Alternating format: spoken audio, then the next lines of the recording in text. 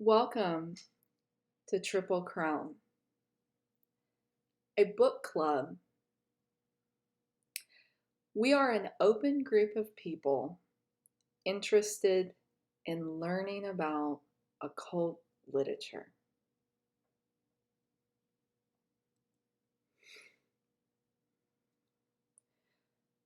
This is a listing of books that we will be reading for the rest of the year. July, Inner Temple of Witchcraft by Penczak. August, Treading the Mill by Nigel G. Pearson. September, Walking the Tides by Nigel G. Pearson. November, Traditional Witchcraft, a Cornish Book of Ways by Gemma Gary. October, The Temple of Shamanic Witchcraft by Penczak. December, The Witch's Shield by Penczak. You can find these books at your local occult shop. If you are here in Birmingham, Alabama, please visit Books, Beans, and Candles. They carry many rare books, and the owner, Mitchell Haygood, can help you find those books. It's important we support our community as we grow. But it's up to you how you find your books.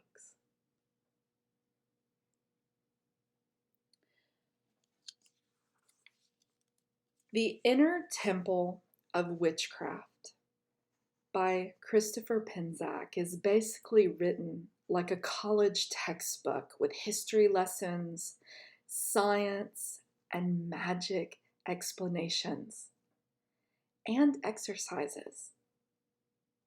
This particular book focuses on a basic understanding of magic, meditation, and psyche development. Throughout this lecture, I'm going to ask you a series of questions to think about. They're usually highlighted in pink. Why do you think meditation and psyche development is important in witchcraft? How does it help us? The beginning of this book goes into the history of witchcraft, types of magic, and so on. Would anyone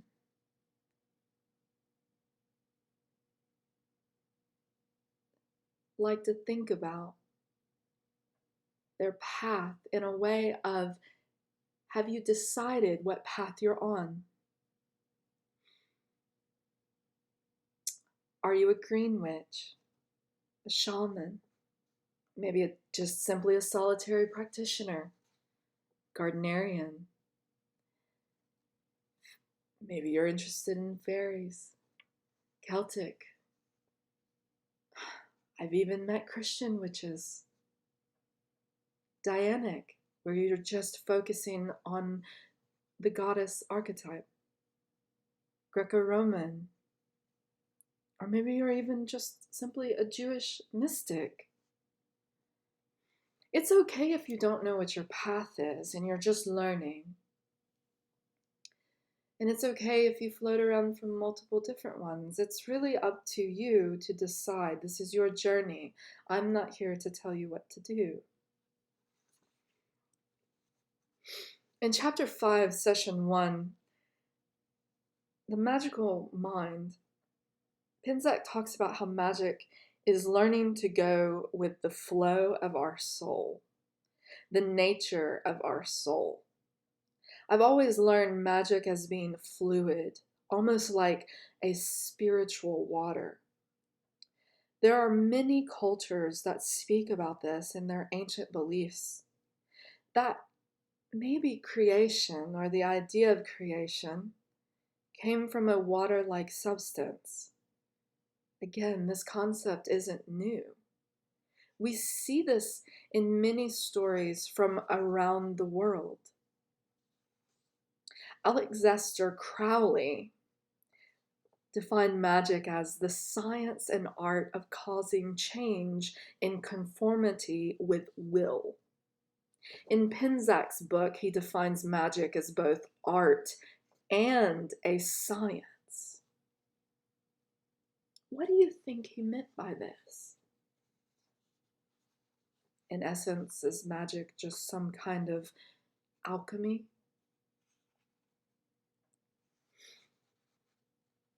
Are there rules and structures, conditions to allow magic to occur?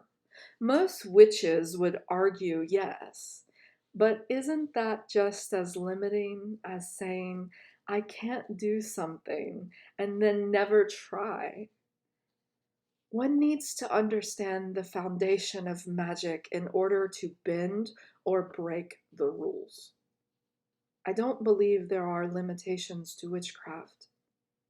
You can take it as far as you like, just be careful. I believe only canons or rules differ per traditions and cultures. These secrets are guarded and might take a lifetime to master. In some cultures, they are passed down, just as some religions might try to teach moral and ethical lessons without giving you the tools you need to know. And that's what magic does. That's what witchcraft can do for you. It gives you tools. I mean, I wouldn't want someone sending me a hex without knowing about it or how to counter it. I also wouldn't perform magic without knowing how to protect myself.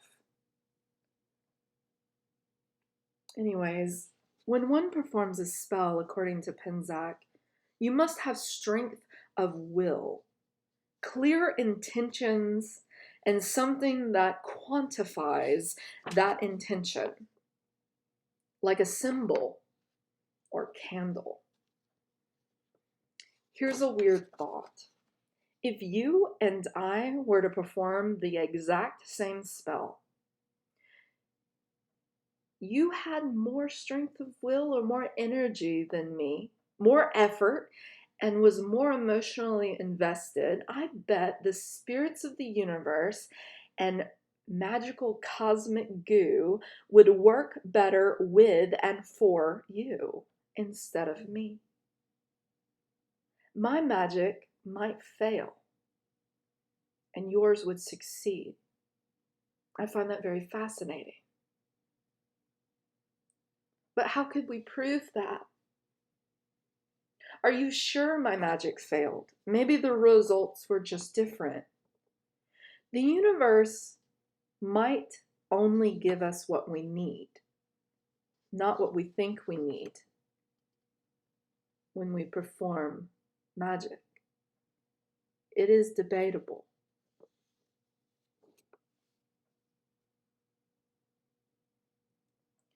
So oddly enough, magic is only one aspect to witchcraft, according to Penczak. There are many other kinds of spiritual energies and beings with many different flavors and descriptions.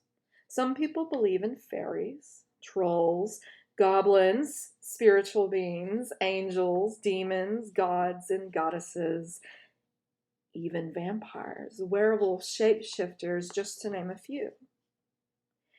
These legends have been passed down from mythologies from around the world.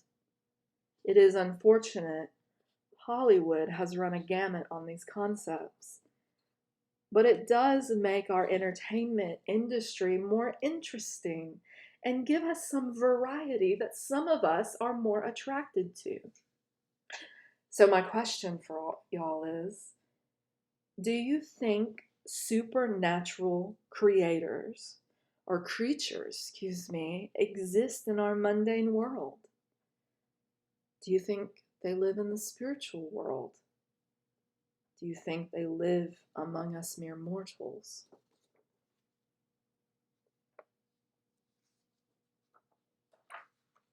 In session 2, it goes into meditation. Penczak talks about how meditation relieves stress and helps one's overall health. I believe that. I think that's very true. He suggested building an altar or finding a place to meditate. Does anyone have a meditation space? And of course, if you were in our class, you would have shared that with me, maybe. All in all,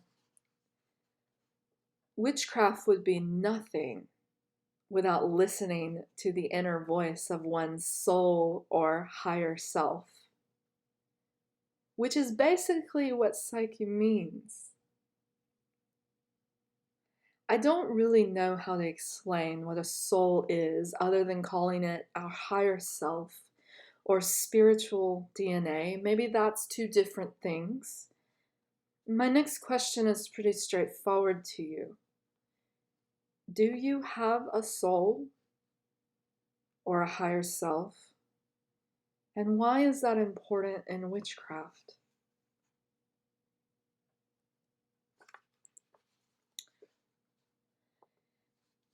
In lesson 4, he talks about how magic is very personal and different traditions will debate on what is the best solution for what. Some practitioners have a very specific reason for doing things, while others might only focus on their intuition or help from spiritual guides. Penczak goes into talking about how since the dawn of major civilizations, philosophers have asked tough questions. These philosophers, artists, religious priests and priestesses, and scientists seek to understand the supernatural mysteries on some level. These questions infatuate us. Even in modern time, our great scholars, artists, scientists, religious leaders explore internal and external questions about humanity. They ask questions about their own existence in the microcosm and macrocosm of our universe. Some practitioners believe in rules like the Hermetic principles, or maybe you've heard it as the Hermetic philosophy. There are 7 of these rules. The principle of mentatism, everything is a creation of the all, the divine mind. The principle of correspondence, as above, so below, as below, so above. The principle of vibration, nothing rests, everything moves. The principle of polarity, everything is dual, everything has poles, everything has its opposite. The principle of rhythm, everything flows, everything has its tide. The principle of cause and effect, every cause has its effect, and every effect has its cause. The principle of gender, everything has its masculine and feminine. Other magical theoretical laws. The law of synchronicity, 2 meaningful coincidences that aren't apparently linked through the principle of cause and effect. Law of association, if 2 things have something in common, each can influence the other. Continuity, repetition, attention, pleasure, pain, and similarity. Law of abundance, similar vibrations gather to bring something to you. Law of contagion, if 2 objects have touched, they continue to attract and influence each other. Neutralization, it is possible to neutralize rhythmic patterns, deprogram or reprogram ourselves. Principle of triplicity, law of three. For some reason, the universe is very attracted to three. We think. It is not something we can completely prove. Maybe,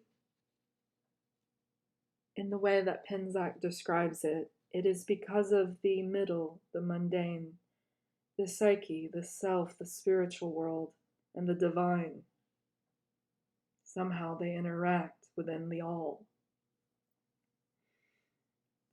The law of symbolism, a supernatural language. This could be sigils. Maybe you're most familiar with the pentagram or the pentacle. These theoretical laws are what some witches in witchcraft use to base their constructs of magic off of. Now, of course, not everyone has to follow these things. Sometimes you just do stuff because you feel it. But these things have been around and written down by great philosophers from the ancient world of Greece and still relevant in the 21st century. So it's something to consider, and I would definitely look into it.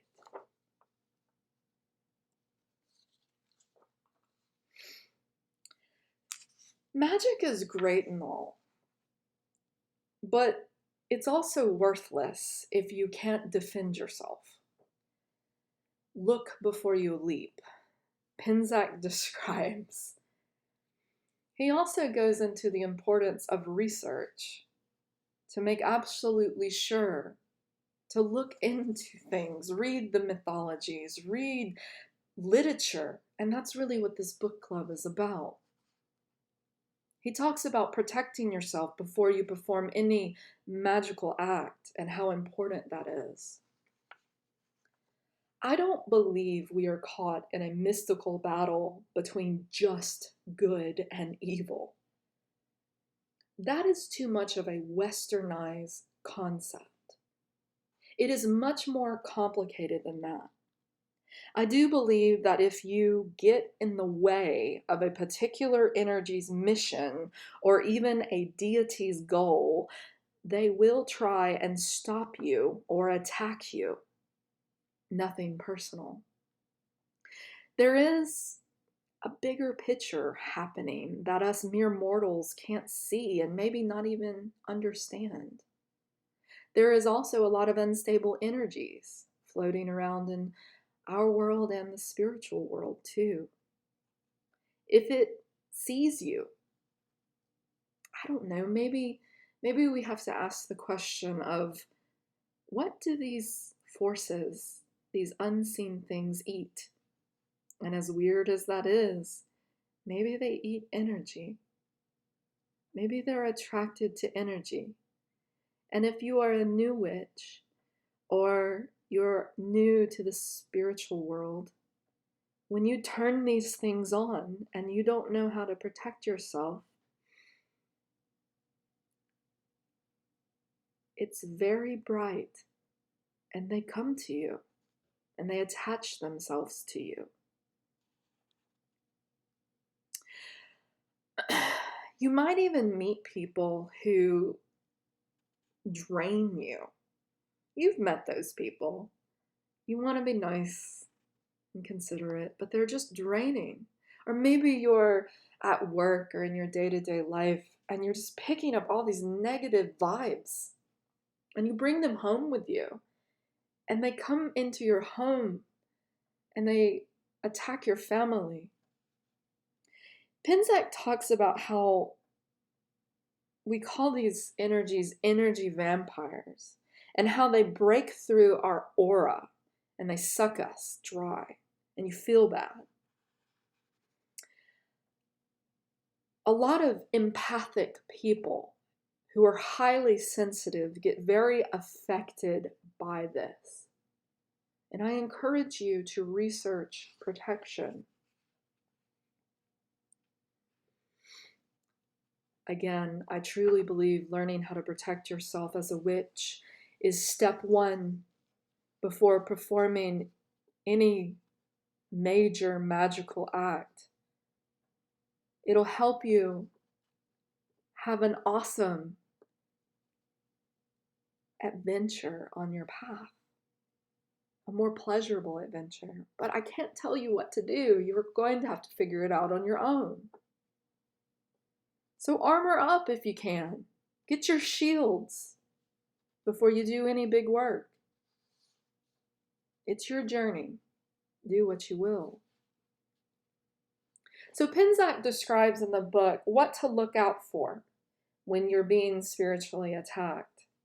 Bad dreams, visions, sudden pain, clumsiness, bad luck, stress, depression, illness. Are you getting sick a lot? Energy vampires. Are you emotionally drained? Are you in a bad mood a lot? Are you getting malicious vibes from the spirit world? Keep a journal, or even start a magical grimoire documenting these things. Research protection magic charms and symbols. Try them out and then document your findings.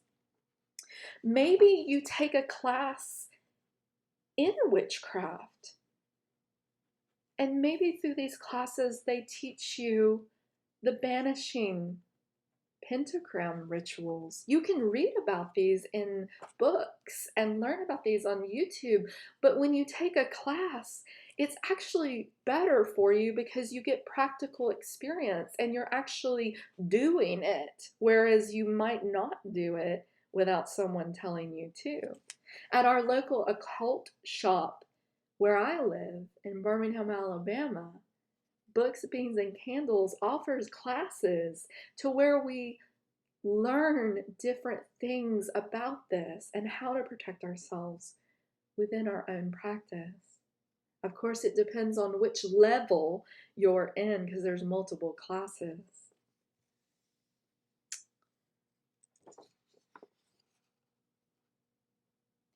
What do you do when you're being attacked on the spiritual plane? Can you use your psyche abilities to sense it? Do you fight back? You know, that's a tough question. Do you fight back? Penczak goes into protection charms, and he talks a little bit more about that in our next book too. If you love jewelry, maybe all your jewelry starts having a purpose. He talks about the power of symbolism. The Eye of Horus is used for protection. The Greek eye is used for protection. The symbol of the hexagram, known as the Star of David, is used for protection. Why? Why were these things, why are they recognized this way? Some might actually work better for other people. Maybe you believe in reincarnation. Maybe your spiritual DNA links up to the Eye of Horus. Or maybe it links up better to the Star of David. You're going to have to experiment with them to figure out what works better for you. And that is why it's important to write about it. He even tells us how to charge them. Charging is very important. This is another terminology you're going to hear a lot in witchcraft. You have to turn your charms or talismans, amulets on. Here's an example. We just went through the summer solstice. I took a few pieces of jewelry and I charged them with the power of the sun. And that energy, using a very specific sigil that I had designed, and I did a very specific ritual for that. It was very personal. That Sabbath energy is a great time for making protection charms. But that doesn't mean that it's the only time to make them. Again, research, research, research. Do you have a spiritual guardian? Maybe you have a guardian angel or an ancestral grandmother that watches over you. Make contact with them. It might be a little weird at first, but it could be pretty helpful. Shielding is important. Stop just being attacked over and over. Shield up. Create healthy boundaries around you. Healthy boundaries with everyday people in your life, with your coworkers, with your friends, and even with your magical friends. Also, don't forget healthy boundaries with social media friends too. Learn how to program that shield. Learn how to tell it what to do. You can only do that by practicing meditation and getting comfortable with that aspect of magic. This is really what Penczak is describing in his book. Meditation is a tool for our psyche to visualize what we need in our spiritual world. But if you're not comfortable with it, you're not going to be able to do those things. So I encourage you to practice. If you are being attacked, Penczak says, it is not our job to make sure others get what they deserve. The universe takes care of that. There is not 100% effective and efficient way for us to understand what anyone is going through or why they treat someone in a hurtful manner. But what you can do is protect yourself with a magical shield. Call it whatever you will. Don't just hex someone because you can. That takes a lot of energy and effort. What you could do, like I said, is learn how to deflect those things. Send them back to them, right? Build defensive walls that sends it back. Protect your intuition. Protect your higher self from danger. I know when I go into public places like big supermarkets, I can feel how the energy of all those people are affecting me. Most of us don't want to be there. You know, everybody's in a mood. We're bringing things from all over the place, and it's a feeding frenzy for the spirit world, or at least that's what I think.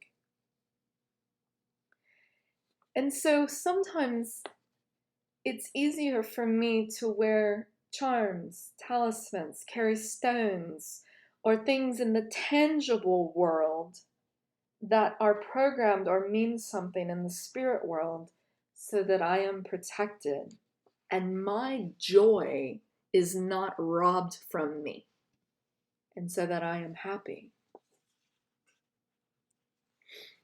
He also talks about the power of light. Light is the energy of vibration. Everything, including matter, is a form of energy. Scientifically, we know that. Some scientists say we all came from stardust. We even know there is a small string that some scientists think holds all matter together. It is called string theory. This is a small string that is believed to vibrate in multiple dimensions. I would like to think that maybe, just maybe, we all have our own string, and its vibrational frequency is specific to us, to the individual, and it communicates to our higher self. Anyways, back to the power of light. Energy is not something we see unless it is something tangible, something we eat, something in motion, or even felt. Maybe you might see it in a lightning storm. We do not recognize energy by a frequency or a wavelength. Instead, we feel warmth, coolness, tingling, heaviness, or the sense of peace.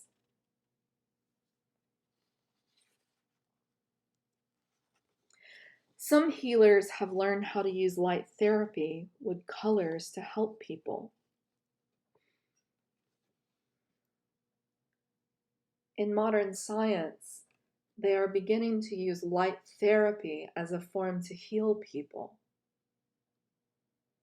Doctors know, psychologists and psychiatrists know that telling their patients to go outside and sit in the sun for 20 minutes will help their depression.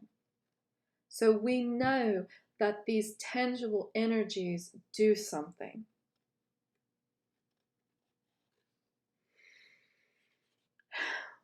We also have to ask the question is, not only do we have doctors in the mundane world, but do we need spiritual doctors?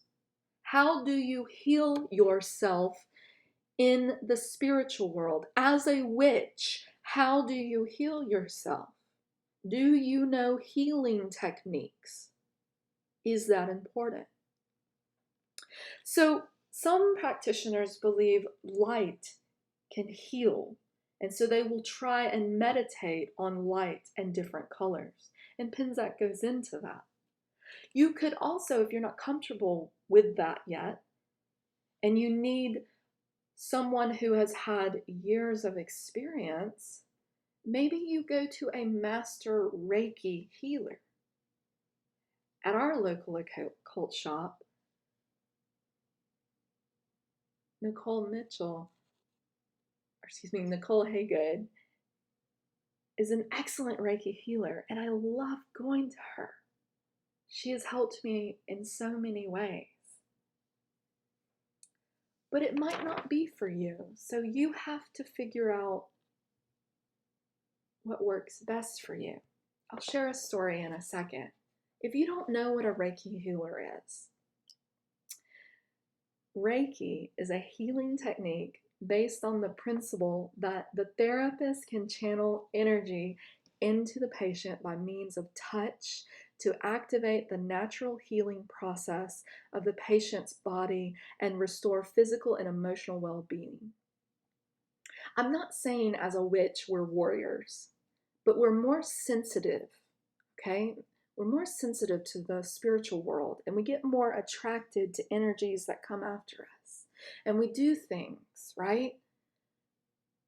And sometimes we need healing. And maybe there's trauma from our past that we need healing from. And it attaches itself to us. And maybe it attaches itself to our soul, or it breaks our soul apart. And that's what Reiki can do. And I know when I go see Nicole, she has a way of helping me put myself back together again. And it's so amazing. So look into your local healers if you need extra help. Here's my story. When I was learning how to make candles, honestly, I didn't know what to do. I messed up pretty bad. And it was just one of those things. It was during a retrograde, shouldn't have been doing any of it. But I really wanted to make candles.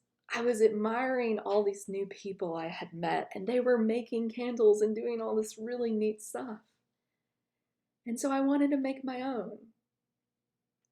And somehow I had managed to get the wax too hot. And at the moment I was pouring the candle, it was almost like the earth shook and there was a universal just earthquake. And that wax poured all over my hand. And I ended up with a 2nd-degree burn. And it was horrible. I had to go to the emergency room. They had to scrape the wax off. I ended up having to get a painkiller to stop it. It was just bad. It hurt so bad. They had to wrap me up in what looked like something, from like ancient battle scenes. But I decided, yes, I'm using the medicine in the physical world they gave, that I bought. But then I decided to do Reiki healing. And Nicole worked on my body. She worked on the hand. And the doctor had told me, you're going to have scars. You're going to scar, and you'll always have a scar. And I truly believe, because I went to Reiki, I don't have a scar on my hand. And there is no discoloration at all. And that's not the only thing she's done for me.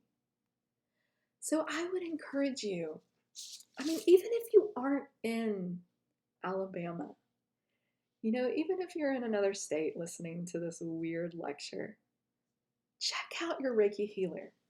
You don't have to go all the time, but maybe, just maybe, modern medicine is lacking something very important.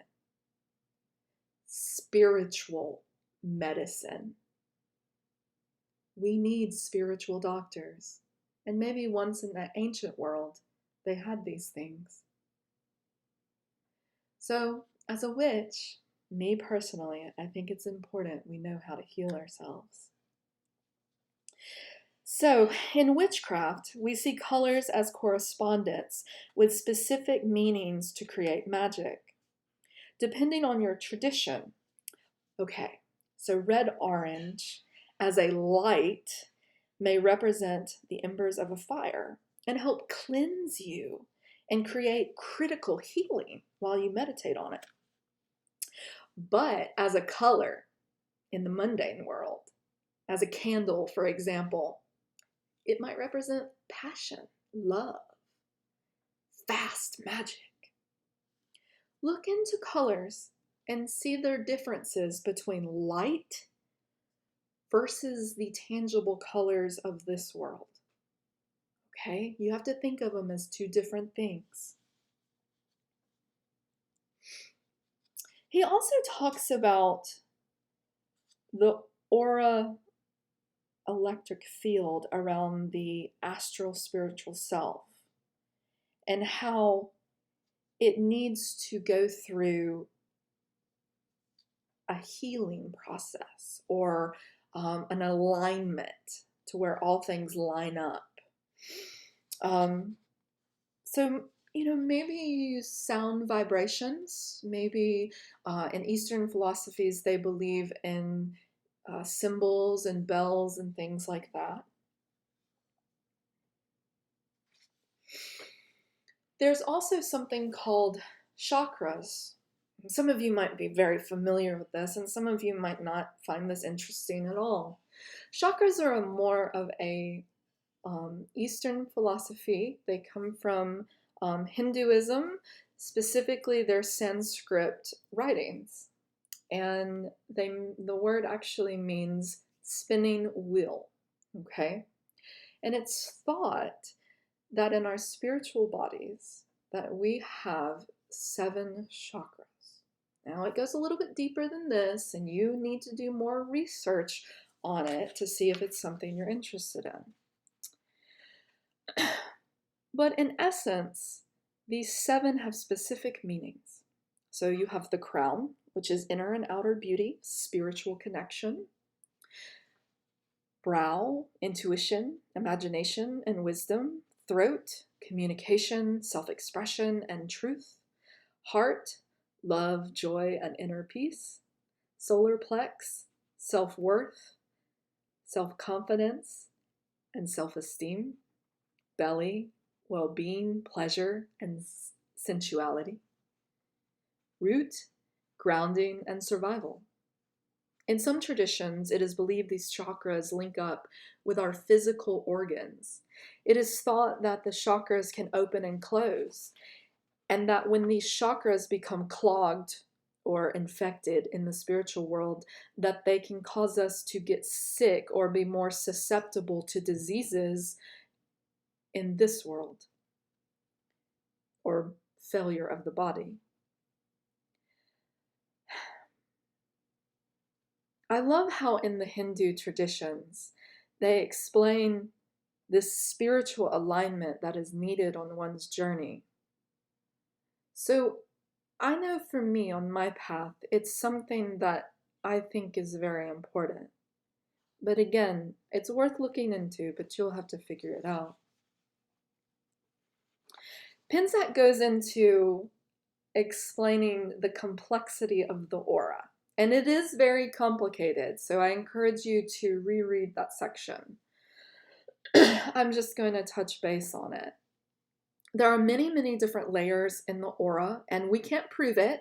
You know, this is just something based off of the information he had gathered to present these findings. So he talks about kind of the physical, the ethereal, the astral, the emotional, the mental, the psychic, the divine. And it's very difficult to prove it, but in this diagram that I found, and you can Google images and find different diagrams and stuff, it kind of shows you how things line up and how energy moves and leaves the body. But in essence, there's this idea that there's this shell, like an egg, that surrounds your body. And it can be different colors. Sometimes it gets broken, and it's almost like your shield. It can get broken, and energies can get in and get out. And you want to make sure that your aura is always clean, right? Always clean. There's no astral junk in it, so that you're protected and so that your magic works better. Look into it more. He goes into talking about clairvoyance. This just means psychic seeing. Now, I'm one of those that believes everybody has this ability. Maybe it's not as extreme as others, but if you're going to walk the path of the witch, you are going to have to see in the spirit world somehow. The importance of the third eye powers of intuition and how seeing is important.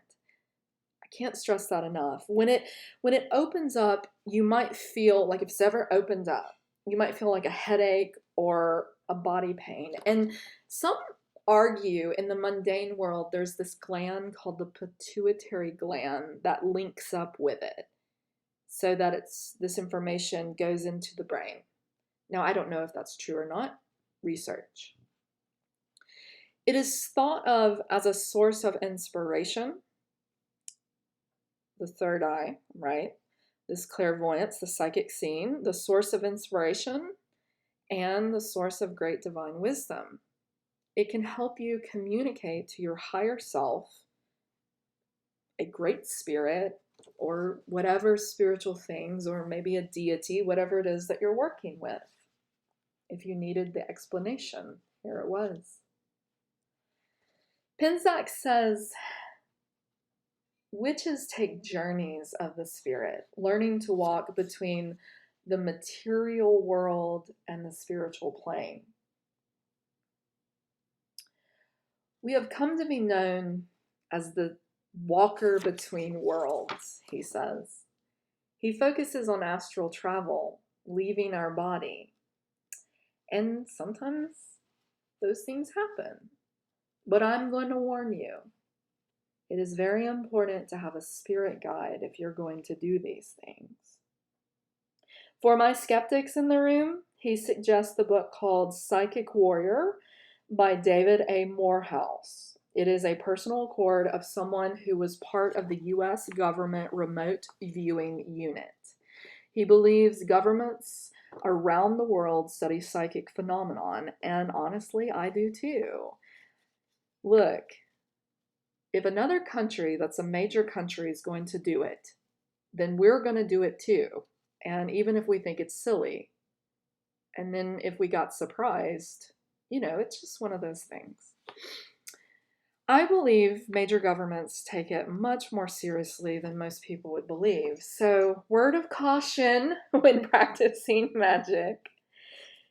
If you do happen to open a portal to another universe, or you do happen to do some crazy stuff, maybe some intense vibrational frequencies over and over again, I don't know. You're bringing something into this world. I don't know how hardcore this path goes for you. You might have your federal government interested in what you're doing. I'm not saying they're going to pop up, but they might be a little interested. It doesn't necessarily mean it's good or bad, and it's not necessarily that they're going to stop you from doing it. They just might be curious. So when we stop focusing on the actual physical location, we enter a realm beyond form, a realm of energy and vibration. So that's kind of the thought process when you're meditating or when you're using guided meditation. Since the human mind has difficulty processing pure energy, our brain uses symbols or images, maybe locations, to make our experiences easier to understand. So, if you don't practice, you won't be comfortable with this process. You'll have a hard time deciphering the messages. Whatever is attempting to communicate to you, whether it's your higher self, a deity, or some random spirit, they might get really, really frustrated with you. They might leave and never want to communicate again. Or maybe they hit you over the head with it until you get what they're trying to say. It really just depends.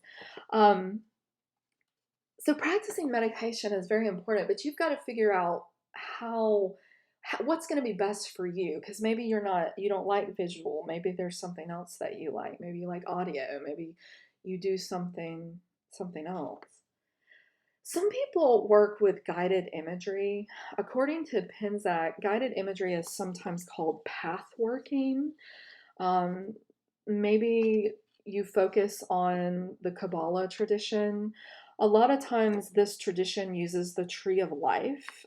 In this picture I'm showing you, and you can find a lot of pictures on the internet, and this thing has a lot of different meanings, and if you know much about the Kabbalah, it gets really, really, really, really complicated, so make sure you do research. Each sphere represents a dimension or level of consciousness. The lines connecting them are paths. Paths and spheres are associated with colors, sound, angels, planes, tarot cards, and ritual tools.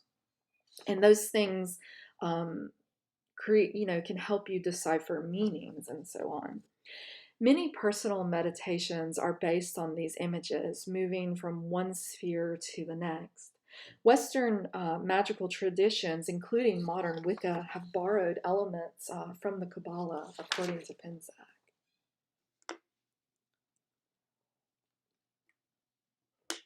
Dreaming or lucid dreaming. Many magical cultures believe that dreams are an opportunity for your spiritual body to travel to the spiritual realms for learning and rejuvenation.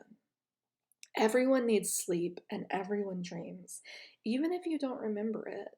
That is why sleep deprivation is so important. We gotta work on our insomnia.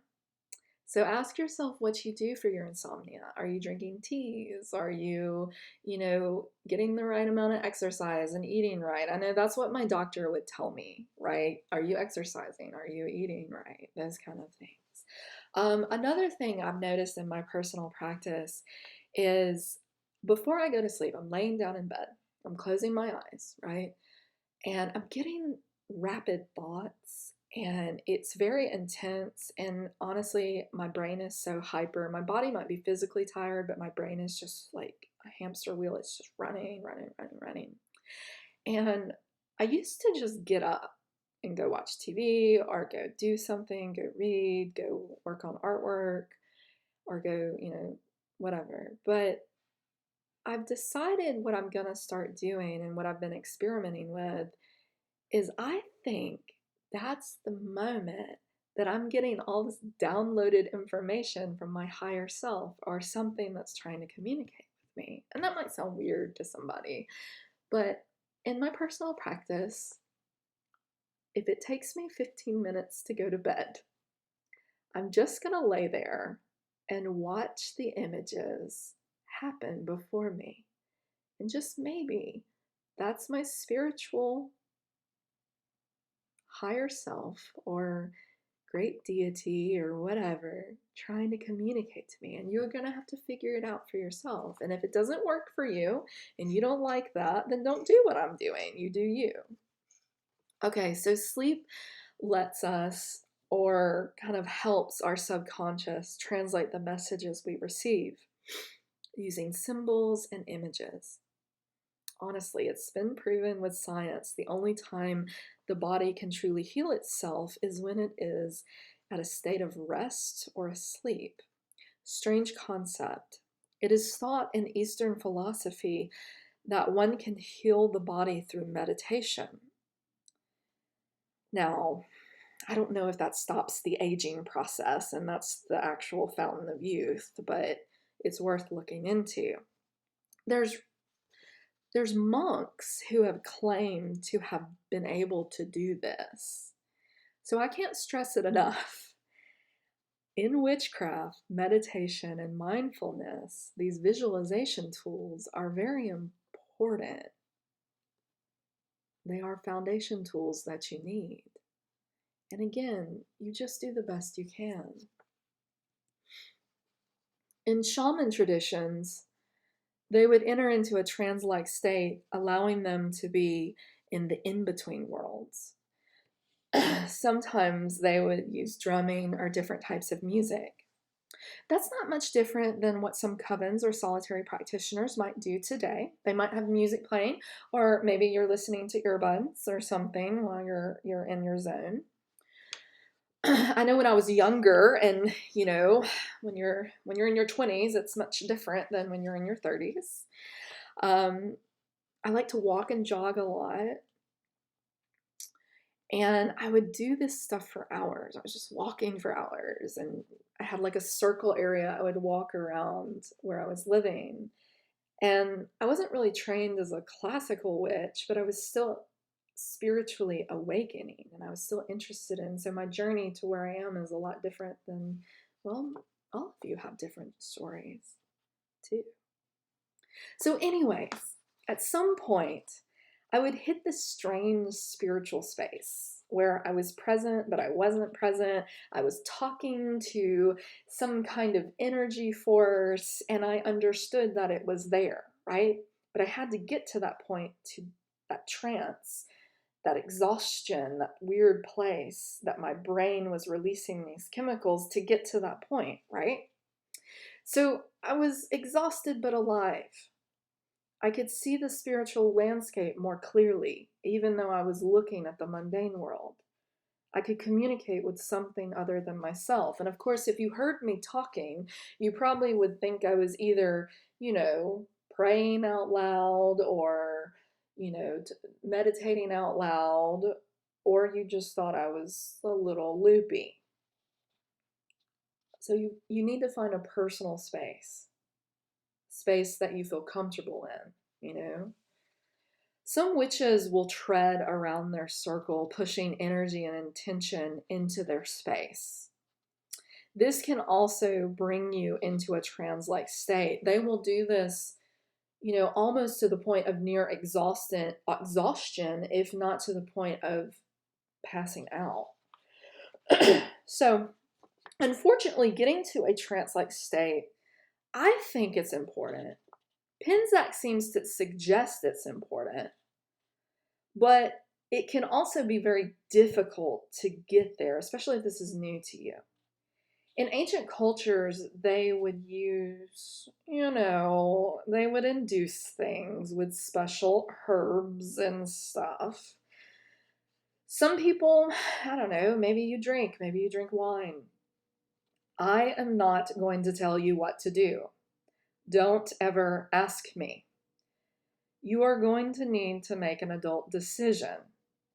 Make sure you tell someone. Don't drink and drive.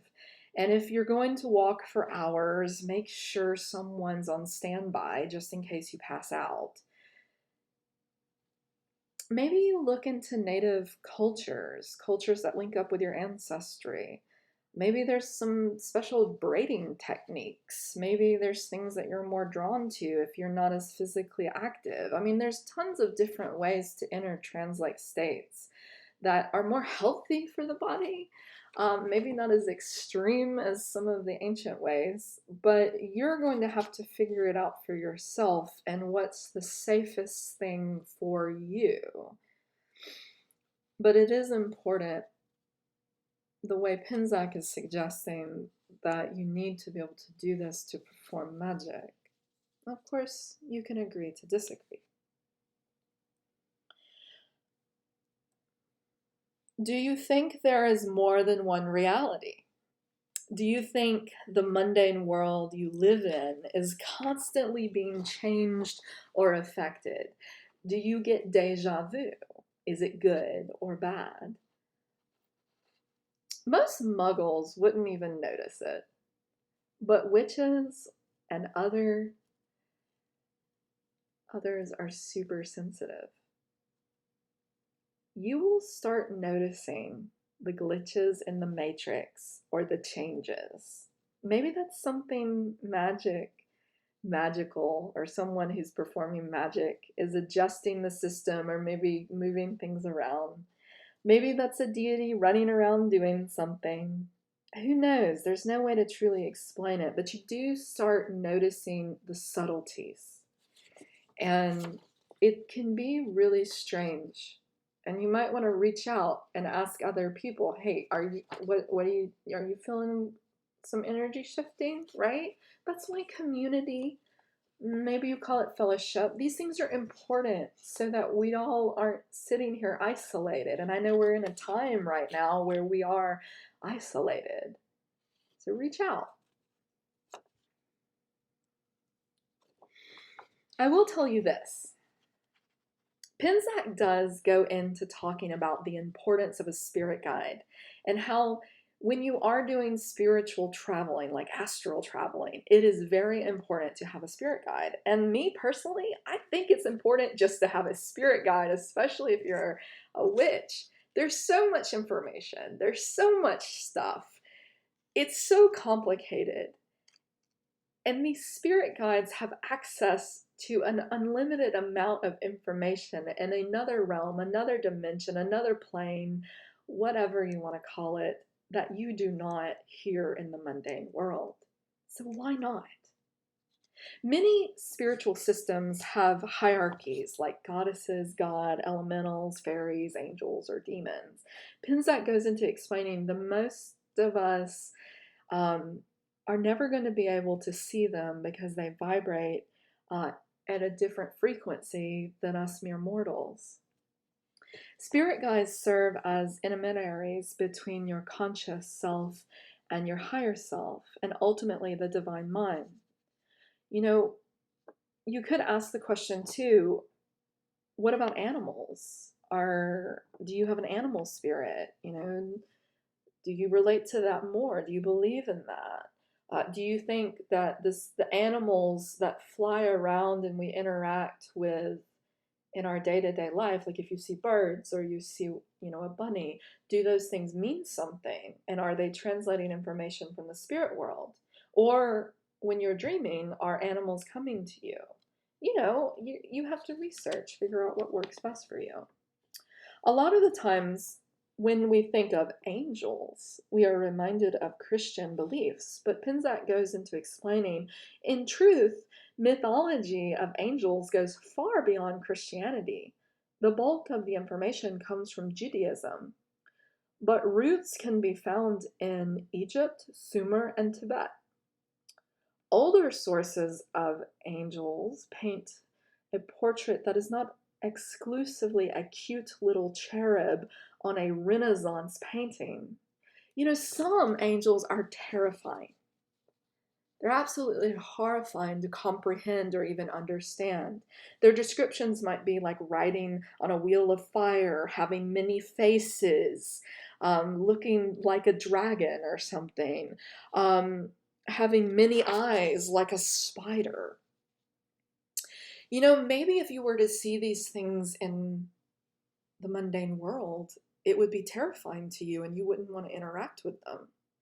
Or maybe you're wired differently and you would definitely sit down and have tea. I don't know.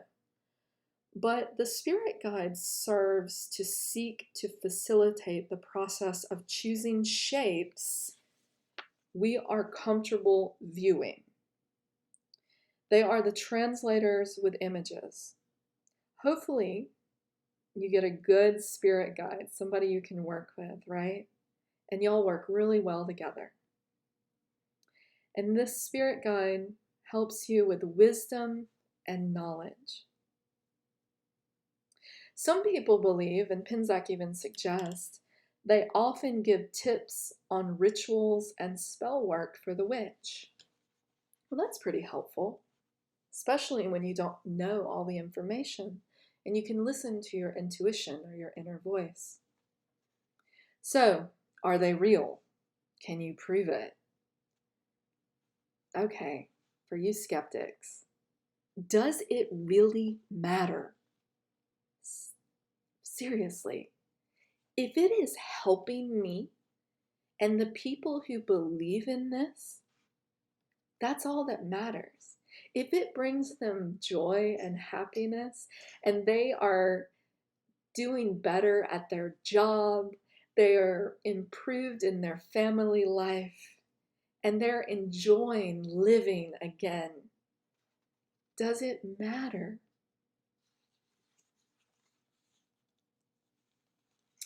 You might not know how to communicate with your spirit guide, or maybe you are not comfortable listening to your psychic yet. A pendulum is a really great tool that is used for yes or no questions. You can program it and you tell it, what to do. You could also do automatic writing and let the guide take control. That's really creepy.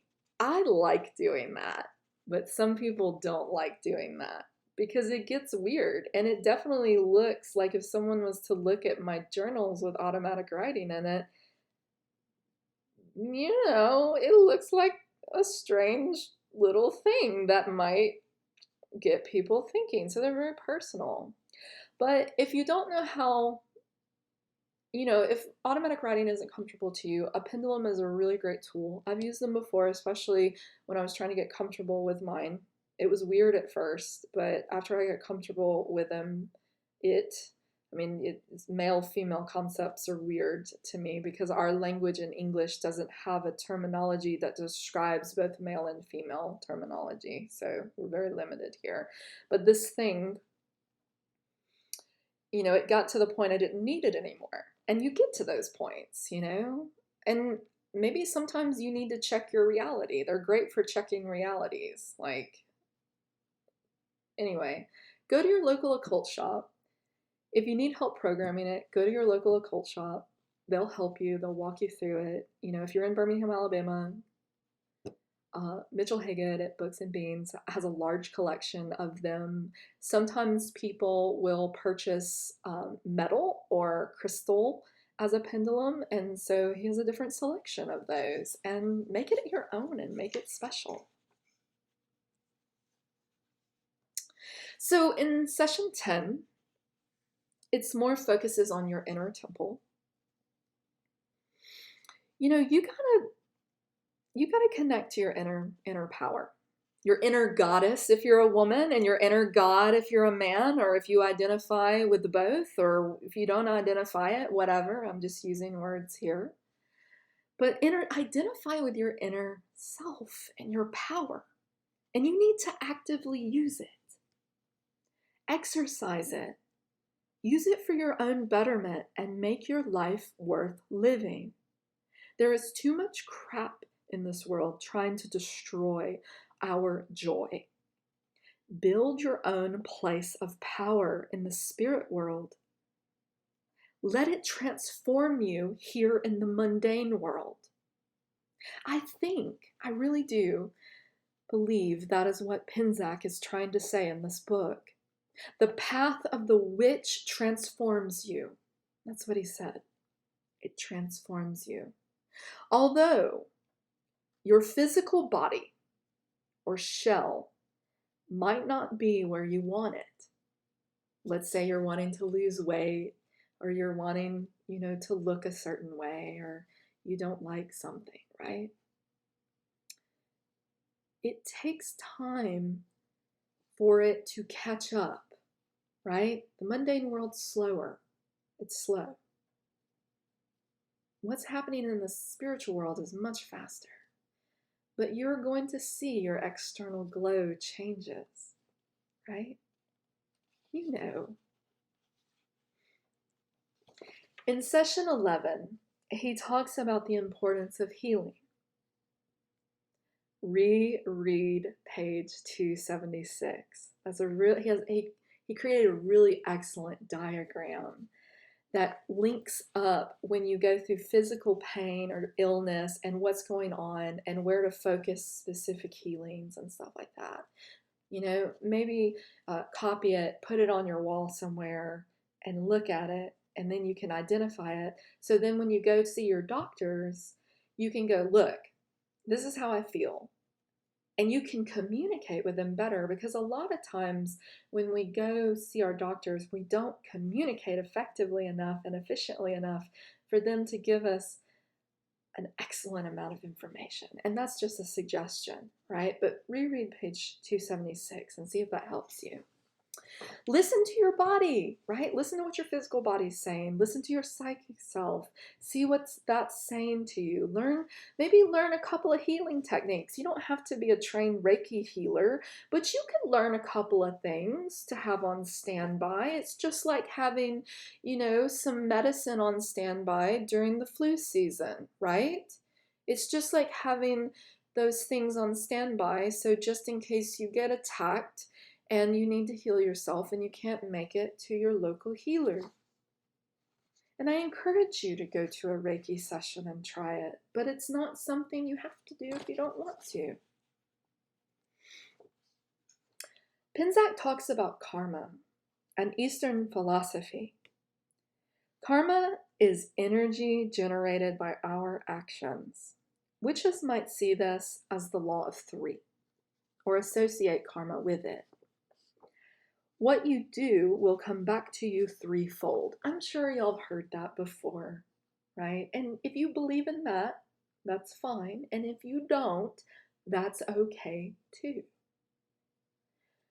Karma might actually mean who does good gets rewarded with good, and who does bad gets rewarded with bad. Good luck versus bad luck. But let me twist your minds a little bit. Let me play with you. Who gets to decide? The universe? A great governing spirit?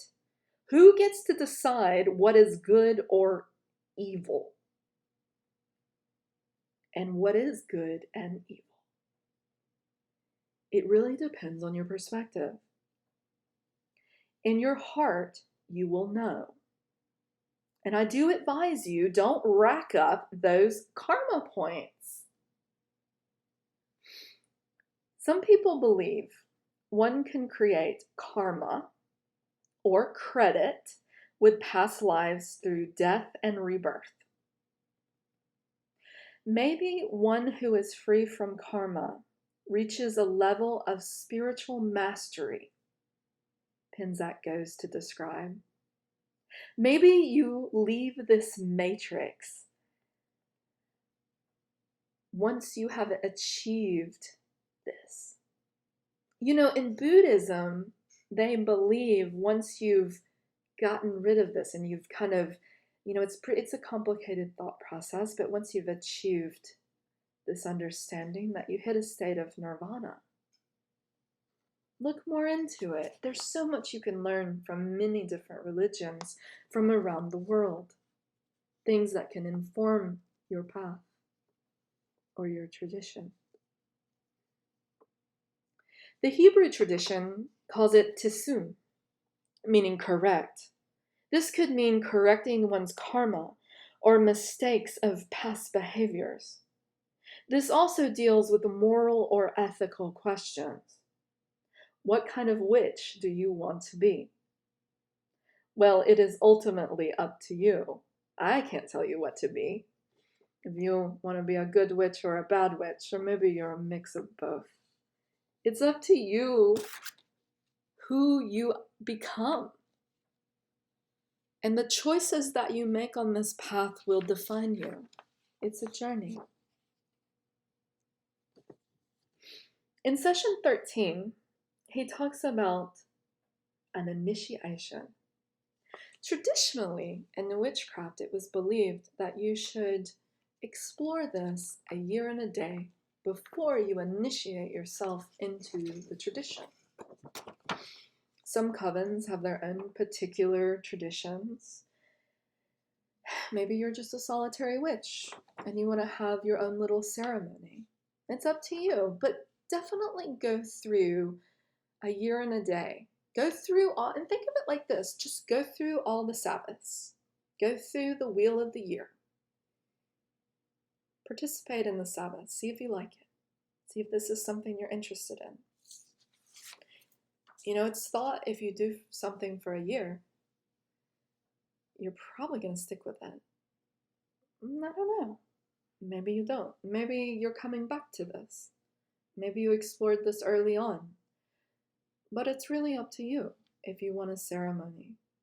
In ancient times, people would have magical names or secret names, right? They didn't want to release their identity. Even in today's time, there's situations where, we can't just tell everyone, I'm a Wicca, or I practice witchcraft, or, I'm involved in this occult book club, right? So you have to protect yourself, and maybe you come up with a magical name, and maybe this name is something that you only use when you practice magic. And maybe that name means something, and maybe that name starts affirming your transformation. I mean, you can make this fun, right? You can come up with your own costume and your own identity. And that's it's neat. Or you don't have to. It's okay too. Some people have specific outfits that they wear in the circle when they do magic. Maybe you just come as you are, but it's up to you. Are you keeping a journal? And I would encourage you to keep a journal, even if it's just something very basic. Traditionally, it was called a grimoire. Maybe you keep calling it that. I like the idea of keeping these old traditions alive so they transcend into the new generations and we don't lose the information, because so much has been lost through history, right? And we have to record it and we have to write it down. So I encourage you, keep documentation of what's happening to you. Is it working? Is it not working? Are these weird things going on, right? Even if nobody ever reads it, maybe it's something that you pass down to your children or someone in the magical community. Anyways,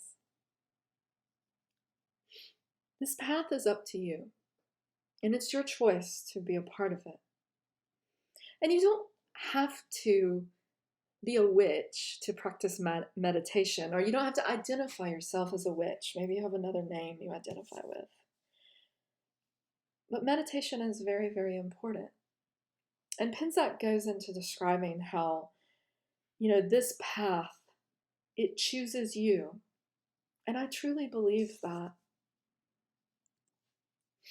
So last month in the book club meeting, I had asked everyone to write out 13 goals for their craft. 13 goals of a witch, 13 goals for witchcraft, however. And we had read Wicca, Solitary Practitioner by Cunningham. It's a good beginning book, especially if you're new to this. And in the back, he has a listing of 13 goals of a witch, kind of that traditional listing. And I told everyone, write it down, print it out. Maybe you make your own, you modify it, you changed it, but print it out. You could put it in a frame, you could hang it in your house somewhere, but you need to see it every single day. And make a point to read something off of it and affirm things. Look into these goals, they're very helpful. And I think they'll really inform your path. This month, I'm asking everyone to create a meditation space and to try and meditate 15 minutes a day. Now, that can be difficult because we're so busy all the time. Maybe you have kids, right? All right, everybody, let's sit down, and maybe you involve the kids and y'all have a time of quiet space, quiet time, and you learn how to do that. I believe that what Penczak was really suggesting in this book is that meditation is one of the most important tools you need as a witch. Even if you are not a witch, meditation, mindfulness really makes a difference in our day-to-day life. Practice it and try it out. Now, this doesn't mean that you have to spend a lot of money making a meditation space, but maybe you make somewhere in your home. That's where you go. That's where you sit. That's your pillow. That's the candle you light. That's the incense area you burn. Or if you don't do any of those things, that's the area you sit, and that's where you meditate. And you don't have to sit on the floor, but I do encourage you, don't get too comfortable because you will go to sleep. Make sure you're just sitting up. Maybe you sit up straight, maybe you don't. Time yourself if you want to listen to guided meditation. Research different meditation tools, but try it out and see how that changes your magical journey. See if your magic becomes better, right? Stronger. If there's any questions or comments, please leave them below. Or if you have my contact information, you can get in touch with me. I do hope you enjoyed this lecture. Subscribe to the channel. I'll post some more information later. If you are super negative and you just want to tear me up, just give me an angry face. That's fine. Constructive criticism is always welcome. That's different than being mean. But other than that, thank you for listening to this. Have a wonderful day and enjoy your path. For those that are taking this journey of the book club, our next meeting is Wednesday, August 5th at 7 p.m. The next book we're going to read in this series is The Inner Temple of Witchcraft, Circles, Spells, and Rituals by Christopher Penczak. And I do encourage you to visit your local occult shop. Ours is Books, Beans, and Candles. And I do encourage you to try Reiki healing. And we also have that at our local occult shop. If you do not support your community, you're not going to have one. And it's important. You don't always have to spend everything there, but it's good to support it. Think of it as an offering. Okay, bye y'all.